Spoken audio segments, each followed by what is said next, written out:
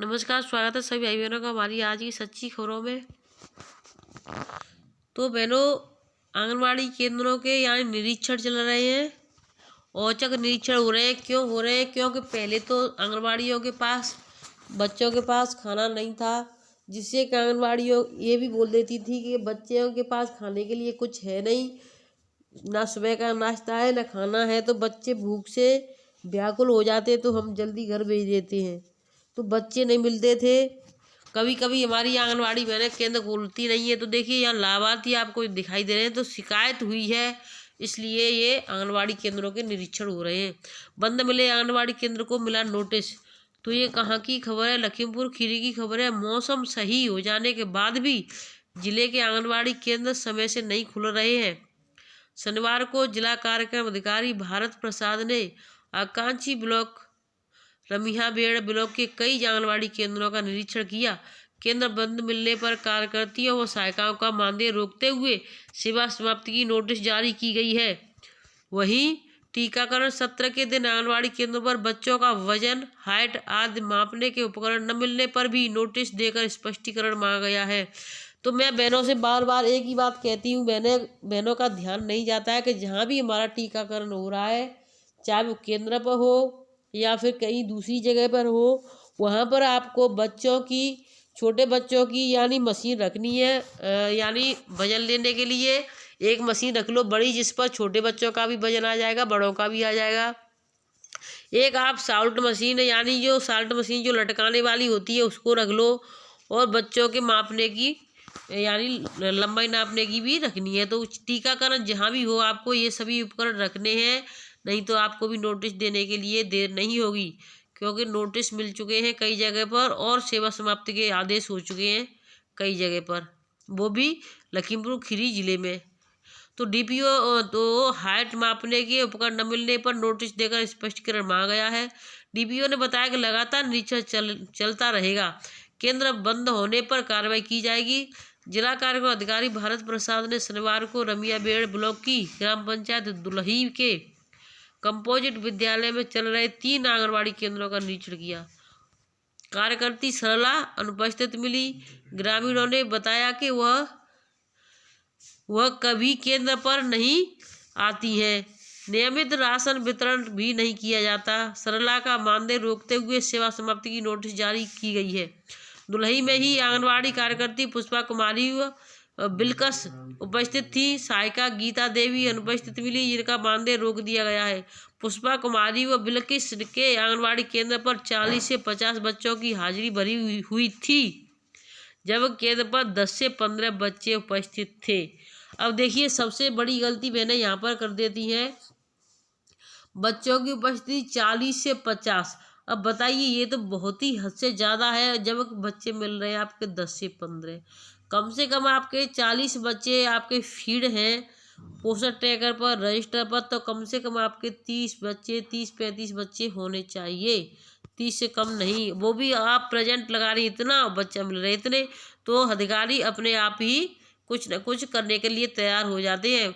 बच्चे उपस्थित मिले केंद्र पर। वजन मशीन, इन्फेक्टोमीटर, प्री स्कूल किट सामग्री आदि उपलब्ध नहीं थी, ये उपलब्ध नहीं मिली। दोनों को कारण बताओ नोटिस जारी कर मानदेय रोका गया है। लखा के प्राथमिक विद्यालय में चल रहे केंद्र का निरीक्षण किया। कार्यकर्ती अलका और प्रमिला अनुपस्थित मिली। सहायिका अंगुरी उपस्थित थी। दोनों कार्यकर्तियों का मानदेय रोकते हुए सेवा समाप्ति की नोटिस जारी की गई है। ग्राम बेहनपुरवा के विभागीय भवन में चल रहे आंगनवाड़ी केंद्र का निरीक्षण करने पर केंद्र बंद मिला। डीपीओ ने बताया कि केंद्र बंद मिलने पर कार्रवाई की जाएगी।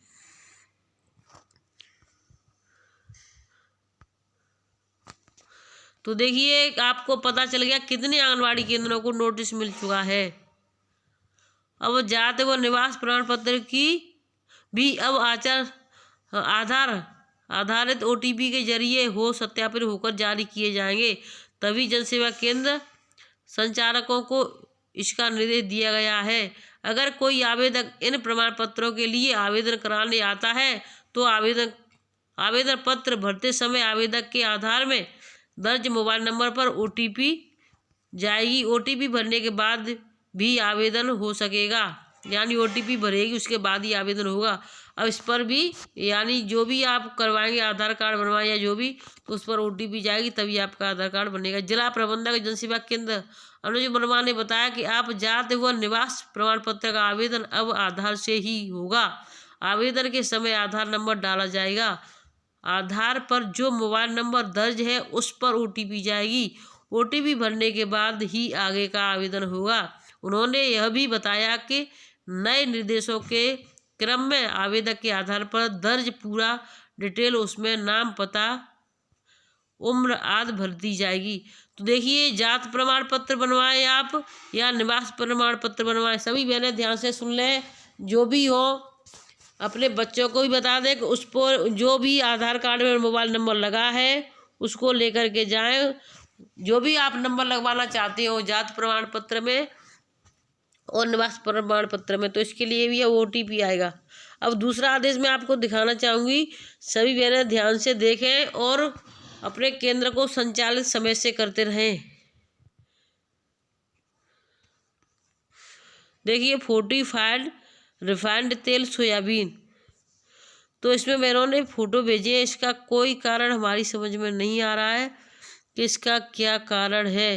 ये या तो देखिए, ये खाली पैकेट रखे हुए हैं, कटे हुए हैं, यानी फटे हुए पैकेट आए, बिल्कुल खाली रखे हुए हैं। इस तरीके से पैकेट भेजे गए हैं। इसका क्या कारण है हम इन बहन से पूछेंगे, तभी हम इसके बारे में आपको जानकारी दे पाएंगे। अब मैं आपको दूसरी जानकारी देना चाहूँगी। बाल विकास परियोजना कर्मचारी से धोखाधड़ी, यानी जो परियोजना के कर्मचारी हैं उनसे ही धोखाधड़ी हो गई, वो भी पीलीभीत की खबर है। बाल विकास परियोजना मेमोरी कार्यालय में तैनात कनिष्ठ सहायक के मोबाइल पर किसी अपरिचित ने नज़दीकी दिखाकर 18,000 की ठगी कर ली। बाद में ठगी का एहसास होने पर पीड़ित ने साइबर सेल से शिकायत कर रिपोर्ट दर्ज कर कार्रवाई की मांग की है। नई बस्ती निवासी राजेंद्र प्रसाद गौतम बाल विकास परियोजना कार्यालय मेमोरी में कनिष्ठ सहायक के पद पर कार्यरत हैं। 8 फरवरी को किसी अपरिचित व्यक्ति ने राजेंद्र को फोन कर अपने बच्चे के इलाज का हवाला देकर 18,000 रुपये की मांग की। नजदीकी मानकर कनिष्ठ सहायक ने अपने पहले 1,000, फिर 6 बार में 2,000 रुपये और 500 रुपये बताए गए खाते में ट्रांसफ़र कर दिए। पैसा ट्रांसफ़र होने के बाद उन्हें ठगी का एहसास हुआ। तब उन्होंने टोल फ्री नंबर पर जानकारी देकर साइबर सेल में प्रार्थना पत्र दिया। पीड़ित राजेंद्र ने बताया कि साइबर सेल में रिपोर्ट दर्ज करा दी गई है। परिचित जैसी ही आवाज़ लगने का धोखा हो गया। तो देखिए, सबसे पहले आप उससे जो आवाज़, देखिए हर इंसान की, कुछ लोगों का जो साइबर ठग हैं उन्होंने आपके फेसबुक फ्रेंड हैं, आपकी फेसबुक को हैक कर लेते हैं, हैक नहीं करते फिर भी आपकी जानकारी ले लेते हैं। आप कहीं कॉल करते हैं तो उस कॉल की रिकॉर्डिंग कर लेते हैं। वो यानी जो हम बोलते हैं फ़ोन में किसी से बात करते हैं तो वो उस आवाज़ को पहचान लेते हैं, उसी आवाज़ के हिसाब में वो बात करते हैं, जिससे आपको पता नहीं चलता है। तो आप पूरी जानकारी लें, बिना जानकारी के किसी से कोई बात ना करें, क्योंकि आए दिन देखिए यानी 7 तारीख को हमारे पास भी फ़ोन आया था कि आप आंगनवाड़ी बोल रही हैं तो आपको बाल विकास विभाग की तरफ से ये चीज़ें होंगी और हम यानी भर्ती करा रहे हैं, वो करा रहे हैं। तो हमने मना कर दिया। उस समय हम स्कूल पर थे तो हमने कर दिया हम बाद में बात करेंगे आपसे। तो उन्होंने कहा वो नंबर भी हमारे पास है, तो ये कहा कि आप हमको खुद ही उधर से कॉल कर लेना शाम को। हमने कहा हाँ ठीक है, लेकिन हम ज़्यादा बात नहीं करते, तो हमने तुरंत फ़ोन को काट दिया बहाना बना करके। और इसी तरीके से आप सभी भाई बहन इस चीज़ को विशेष ध्यान दें, न कि आप खुद ठगी बने। अब देखिए, दूसरा ठगी का मामला भी मैं आपको दिखा देती हूँ। बहनें बहुत ज़्यादा ठगी होती, इस ठगी का शिकार बनती हैं। तो सभी महिलाओं से और पुरुषों से मैं कहना चाहूँगी, इस चीज़ से बचें। वो आपके किसी रिश्तेदार को जानकारी कर लेते हैं कि हाँ या उसके रिश्तेदार हैं, आपके रिश्तेदार का ये नाम है, उसके बच्चे का ये नाम है, तो इस तरीके से वो ठगी करते रहते हैं। सबसे पहले मैं आप सभी भाई बहनों को ये बहुत बड़ी खुशखबरी देना चाहती हूँ कि जो हमारे चैनल पहले जो 8 महीने बंद हो गए थे, वो हमने 2 महीने तक कोई चैनल नहीं चलाया था। हमने सोचा था शायद वही सही हो जाए, अपने आप पता नहीं कैसे डिलीट हो गए। अब 8 महीने बाद फिर से वो अपने आप वापस आ गए हैं। वो कल आए हैं। तो मैं बहनों से कहना चाहती हूँ, अगर आप सभी बहनें उसी चैनल से पहले वाले से जुड़ी हैं तो उसी पर हम वीडियो डाल देंगे, इसको हम बंद कर देंगे। इस पर हम कुछ और जो भी होगा वो डाल देंगे, अगर न डालें तब भी कुछ नहीं है। आप चाहें तो उसी पर उस चैनल पर भी जा कर के मंजू त्यागी की न्यूज है उस पर जा कर के देखना चाहें, या फिर आंगनबाड़ी केंद्र की पाठशाला पर देखना चाहती हैं इसी पर जो अभी नया खुला है उस पर, जिस पर भी देखना चाहें आप हमें कमेंट में बता दें, हम उसी एक चैनल पर वीडियो डाल देंगे। क्योंकि इस पर दो चैनलों पर वीडियो डालने में थोड़ी दिक्कत होती है, तो एक चैनल को हम किसी और चीज़ का, जैसे कि आपकी जो भी वीडियो आते हैं वीडियो डाल दिया करेंगे, और एक पर हम इस तरीके से बोल कर डाल दिया करेंगे। तो जो भी आपको जिस चैनल पर देखना चाहें उस पर हमें बता दें।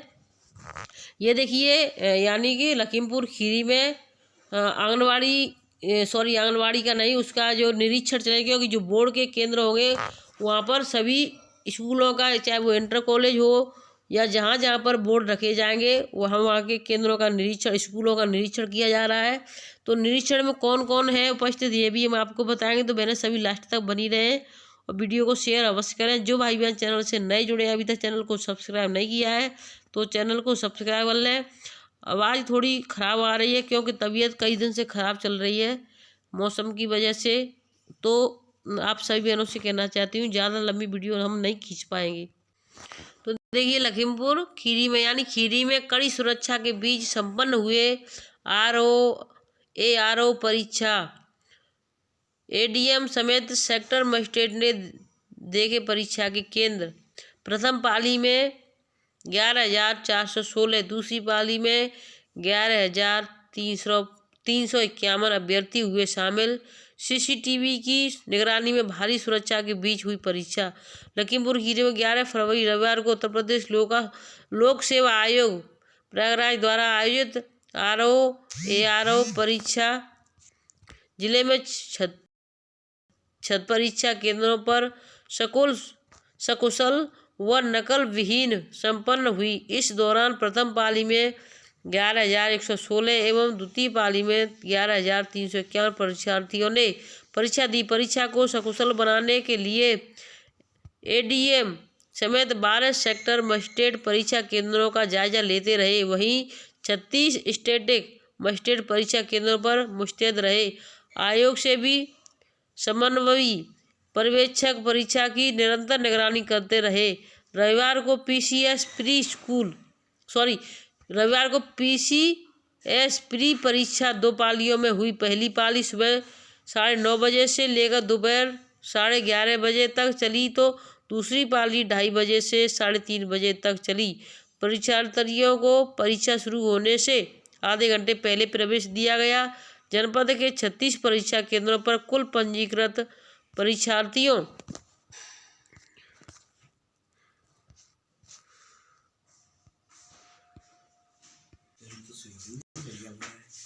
36 परीक्षा केंद्रों पर कुल पंजीकृत यानी इतने रहे लाभार्थी। इसी तरह से दूसरी पाली में इतने रहे परीक्षार्थियों को 2 परीक्षार्थी उपस्थित रहे, तो 4,499 ने परीक्षा से किनारा कर लिया, यानी इतने जो परीक्षार्थी थे वो नहीं आए। 4,434 अनुपस्थित रहे और 4,499 ने परीक्षा से किनारा कर लिया। परीक्षा CCTV कैमरों की निगरानी में हुई। ADM संजय कुमार सिंह ने दोनों पालियों की परीक्षा में भ्रमणशील रहकर परीक्षा केंद्रों Adarsh Vidya Mandir inter college, Islamia inter college, Guru Nanak inter college, Don Bosco school, GGIC Gandhi Vidyalaya inter college, Abdul Kalam inter college का निरीक्षण किया। उन्होंने केंद्र व्यवस्थापक स्टैटिक मजिस्ट्रेट को परीक्षा में आयोग के 100% निर्देशों के अनुपालन में निर्देश दिए। सेक्टर मजिस्ट्रेट के रूप में तैनात उप जिला मजिस्ट्रेट एवं तहसीलदारों ने भ्रमणशील रहकर अपने सेक्टर के परीक्षा केंद्रों पर सतर्क दृष्टि रखते हुए पूरी परीक्षा को सकुशल संपन्न कराया। तो आप सभी भाई बहनों को वीडियो कैसी लगी हमें कमेंट बॉक्स में कमेंट करके अवश्य बताएं। जो भाई बहन चैनल से नहीं जुड़े हैं तो चैनल से जुड़ जाएं, जो जुड़ गए हैं उनके लिए बहुत बहुत धन्यवाद। फिर मिलेंगे आपसे नई अपडेट के साथ। तब तक के लिए खुश रहें, स्वस्थ रहें और सुरक्षित रहें।